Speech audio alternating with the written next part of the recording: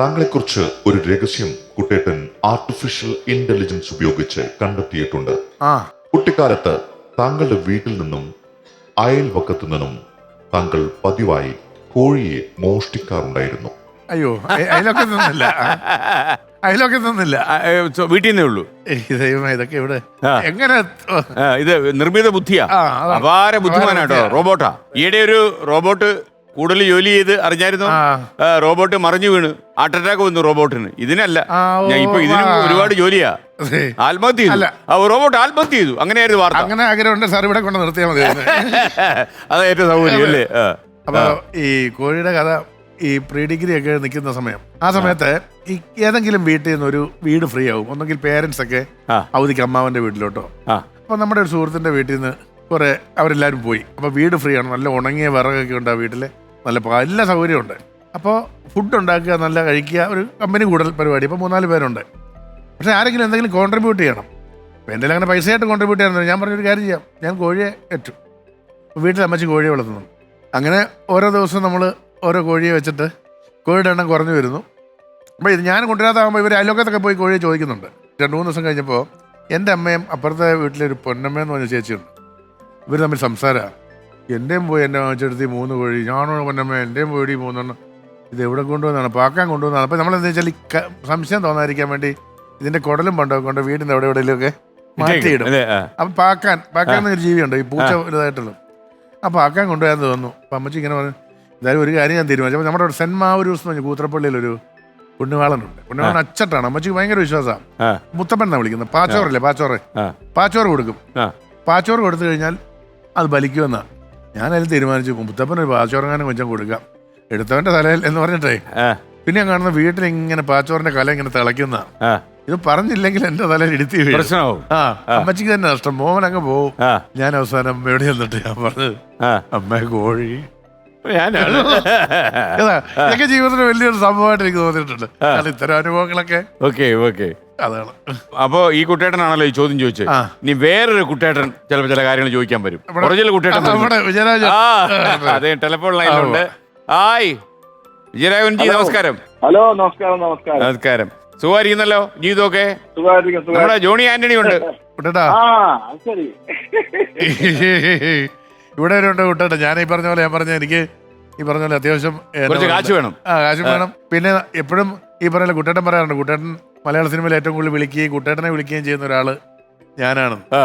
അപ്പൊ അങ്ങനെ ഒരു നല്ലൊരു സൗഹൃദം ഉണ്ട്. പിന്നെ നമ്മുടെ കോട്ടയംകാരനല്ലേ, ചങ്ങനാശ്ശേരി.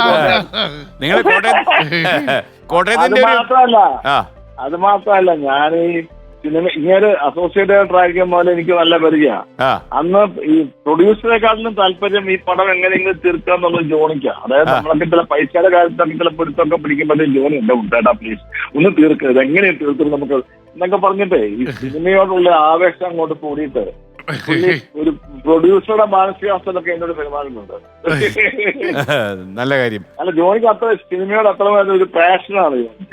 അതല്ല, ജോണി ഡയറക്ട് ചെയ്ത പടങ്ങളുടെ മിക്കവാറും പടങ്ങൾ ഞാനുണ്ട് കേട്ടോ. ജോണി 5-10 സിനിമകളാണ് ചെയ്തത്.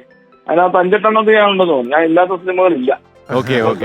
പക്ഷേ ജോണി ഇപ്പോഴും പലരോടും പറയുന്ന കഥയുണ്ട്. ഞാൻ പറഞ്ഞിട്ട് അതൊരു ക്രിമിനൽ പറ്റിയതായിരുന്നു. അത് കേട്ടോ എന്റെ സിനിമ അത് അങ്ങനത്തെ പറ്റിക്കലൊന്നുമല്ല. സത്യമായിട്ട് ഞാൻ പറഞ്ഞ എന്റെ സത്യമാണ്. ജോണി അത് വേണ്ട ഇന്റർപ്രിട്ടേഷൻ ആണ്. സംഭവം വെച്ചാൽ ഇൻസ്പെക്ടർ ഗിൽഡ് എന്നത് പടം. അപ്പൊ അതിനകത്ത് ഞാനാണ് മെയിൻ വില്ലൻ. എന്റെ ഒരു ചെട്ടിയാര്, പ്രായമൊക്കെ ഉള്ള ഒരു ചെട്ടിയാരാണ്. അപ്പം ഇങ്ങനെയുള്ള കഥാപാത്രത്തെ പറ്റിയൊക്കെ പറഞ്ഞു. അപ്പൊ ഞാൻ ജോണി പ്രായമൊക്കെ ഉള്ള ആളല്ലേ, മക്കളുണ്ട്. അപ്പം ഞാനിങ്ങനെ കുറെ നാള് മുമ്പ് ഇങ്ങനൊരു പാരാലിസിസ് വന്ന ഒരാളാണ്. അപ്പൊ ഒരു സൈഡ് ഇടത്ത് വശത്ത് ചെറിയ കോട്ടം, കൈക്കൊരു ചെറിയ സ്വാധീനക്കുറവ്, അപ്പൊ നടപ്പിന് ചെറിയ വലിച്ചില്, അങ്ങനെ ഉണ്ടല്ലോ. ഈ പാരാലിസിസ് അത് ഭേദമായി കഴിയുമ്പോ ഉള്ള ഒരു അവസ്ഥയില്ലേ. അപ്പൊ ഞാൻ അങ്ങനെ പിടിക്കട്ടെ എന്ന് ചോദിച്ചു. അപ്പൊ കൊള്ളാം നല്ല കാര്യമാണ്. അപ്പൊ അങ്ങനെ ഞാൻ ആ പടത്തില് ത്രൂ ഔട്ട് അങ്ങനെയാ വന്നത്. എല്ലാ സീനുകളിലും അത് മെയിൻറ്റെയിൻ ചെയ്തു. ജോണിക്ക് ഭയങ്കര ഇഷ്ടമായി. അങ്ങനെ പടത്തിന്റെ ക്ലൈമാക്സ് വന്നു. ക്ലൈമാക്സിലെ ഫൈറ്റാണ്. അപ്പൊ ഞാനും എന്റെ അനുചരന്മാരും പിന്നെ ദിലീപാണ് നായകൻ. ദിലീപും അവരുടെ കൂടെയുള്ള ആൾക്കാരും കൂടെ ചുറ്റും നിന്നുള്ള അടിയും വെടിവെപ്പും ഒക്കെയാണ് സംഭവം. ഞാനൊരു ചെറിയ ഷിപ്പിലാണ്.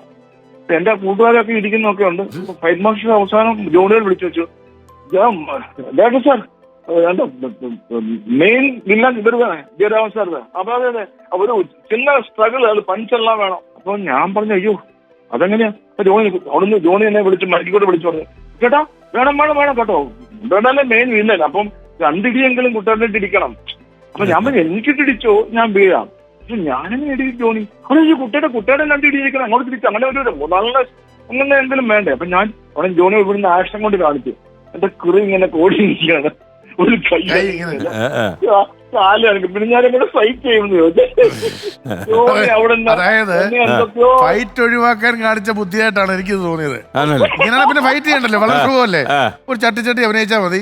ആണുങ്ങൾ അവിടെ ഉണ്ടകളോ അല്ലെങ്കിൽ അവൻ ബാക്കിയുള്ളവർ ഇടിച്ചോളും. പുള്ളിയോട് പറയുമ്പോ സ്ട്രോക്ക് വന്നു എന്ത് ചെയ്യാൻ പറ്റും? അങ്ങനത്തെ ബുദ്ധിമാനാകും. ഞാൻ ഇങ്ങനെ കാണിച്ചത് ജോണി ഇപ്പൊ എല്ലാവരും പറഞ്ഞു കൊടുക്കുന്നത് ഞാൻ എന്നെ സൂക്ഷിക്കണം. ഏതെങ്കിലും ക്യാരക്ടർ കൊടുത്താൽ ആദ്യമേ പുള്ളി പറയും എന്തെല്ലാം കാല് മേല അല്ല കൈ മേല എന്ന ക്യാരക്ടർ പറഞ്ഞ പുള്ളി ആദ്യമേ അങ്ങോട്ട് വിശ്വസിപ്പിക്കും. പക്ഷെ ഈ ഫൈറ്റിൽ നിന്ന് രക്ഷപ്പെടാനുള്ള പരിപാടിയാണെന്നാണ് പുള്ളി എല്ലാവരോടും പറഞ്ഞിരിക്കുന്നത്. അങ്ങനെ സിനിമയിൽ എന്നെ പറ്റി ഒരു ദുഷ്പ്രചരണം നടത്തിയിട്ടുണ്ട്. ആ ഒരു വിരോധം മാത്രമേ എനിക്ക് ഉള്ളൂ. നല്ല കാര്യം. ഓക്കെ, താങ്ക് യു വിജയരാഘവൻജി. Thank you. ഞങ്ങൾ ഇനി കളി തുടരുക.